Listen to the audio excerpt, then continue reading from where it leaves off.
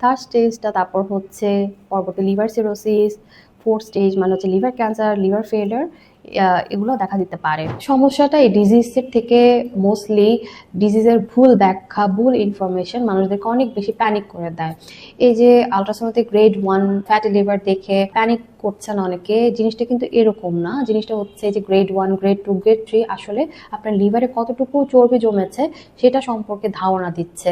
আপনার স্বাস্থ্য ঝুঁকিটা ডিটারমাইন করবে বাই কতটুকু আপনার ফাইব্রোসিস হয়েছে লিভারে, বা 2 নাম্বার লিভার কার্যক্ষমতা কেমন, 3 নাম্বার হচ্ছে অন্যান্য মেটাবলিক রিস্ক ফ্যাক্টরগুলো নিয়ন্ত্রণে আছে কিনা, এগুলোর উপর ডিপেন্ড করে। সো অনেকে দেখবেন যে স্টেজ 3-তে আছে, স্টিল কোনো লিভার ফাইব্রোসিস নেই, আবার স্টেজ 1-এ আছে বাট স্টিল তাদের লিভার ফাইব্রোসিস হয়ে গিয়েছে।